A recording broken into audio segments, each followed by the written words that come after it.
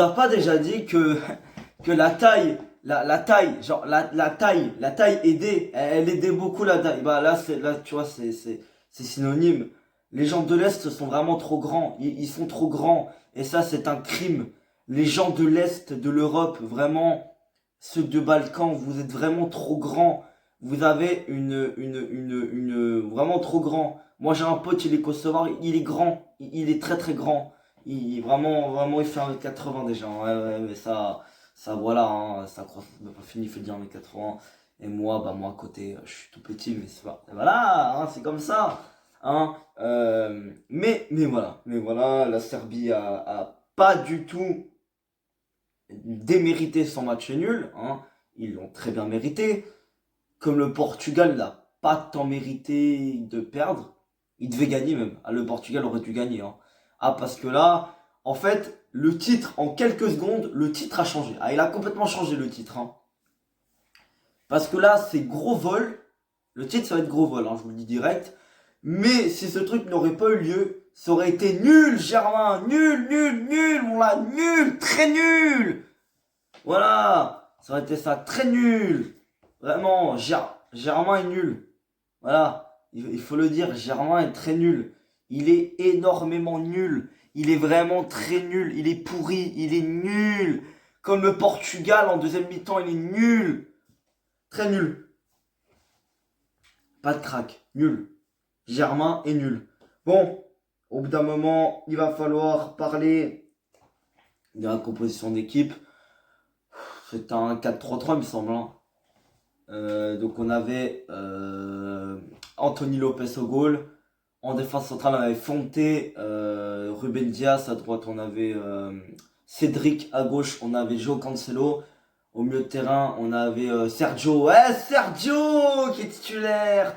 Et ça, c'est un événement. On a oublié Sergio Oliveira, El Grande du FC Porto. Sergio Oliveira qui est titulaire avec sa queue de cheval derrière. Il est titulaire, et oui. Mais il a rien fait. Il a rien fait.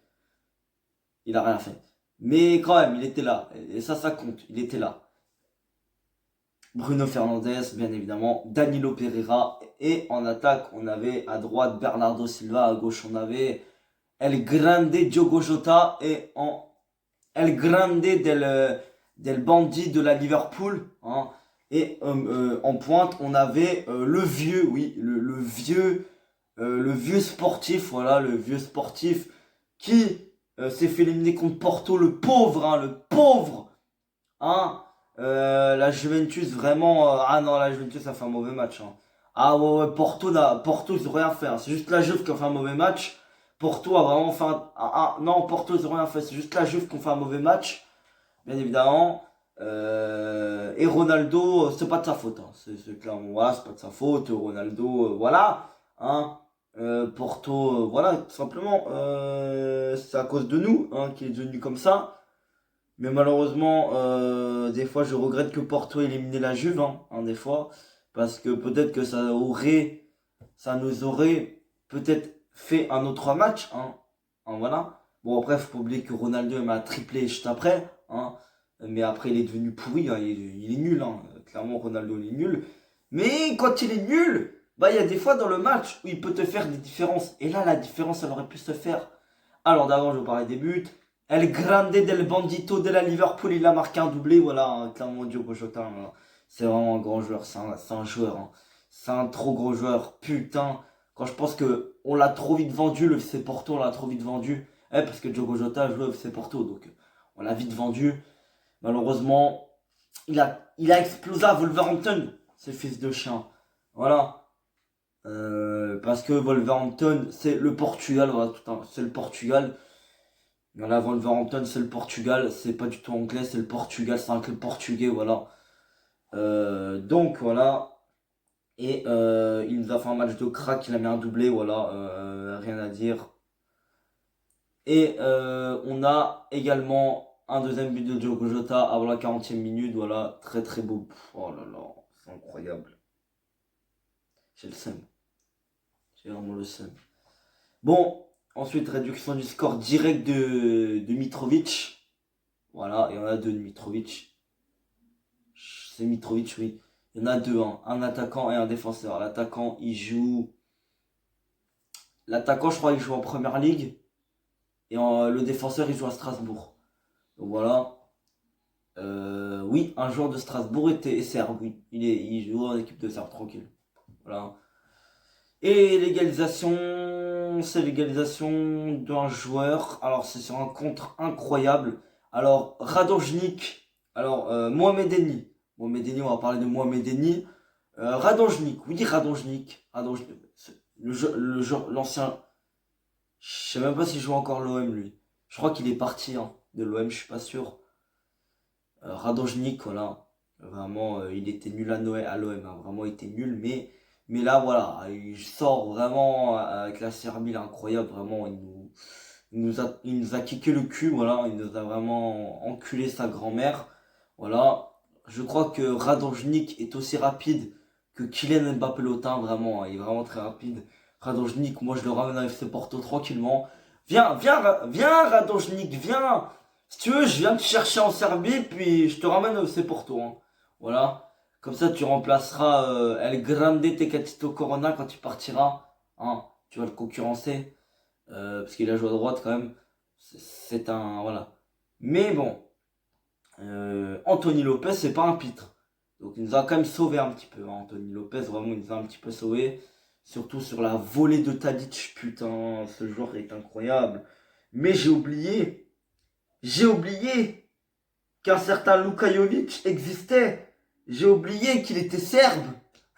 Ah ouais, j'ai oublié Luka Jovic, je pensais qu'il était croate. Non, je rigole, non. Je savais qu'il était serbe, mais j'avais oublié que ce joueur existait. Donc je ne savais pas, voilà, tu vois, il est pas, je pensais qu'il allait titulaire, mais pas du tout. Donc je l'ai complètement oublié, mais Luka Jovic est serbe. Et ça, il faut pas l'oublier. Voilà, il explose, hein, il reprend une seconde vie à Francfort, vraiment. Il est redevenu très bon. Et d'après ce que j'ai vu quand même, vite fait. Donc voilà. Mais les gars, on va parler de ce qui va faire polémique, de ce qui va vraiment faire polémique. C'est ce but de Cristiano Ronaldo, vraiment. Oui, on aurait dû gagner 3-2 à la toute dernière minute. On aurait vraiment dû gagner 3-2 sur ce centre de Nuno Mendes qui est rentré en cours de match. Il a fait un superbe centre à Ronaldo. Ronaldo qui met ce but. Mais finalement, un défenseur de la Serbie arrive à temps. Et le ballon est rentré. Vous pouvez le voir sur tous les angles que vous voulez. Sur tous les angles, je vous jure, sur la tête de toute ma famille, que ce ballon est rentré. Ce ballon est rentré. Il aurait dû avoir but, vraiment. On aurait dû gagner ce match. On aurait dû passer premier du groupe parce que avec la différence de but, la Serbie avait gagné 3-0 contre l'Irlande, je crois.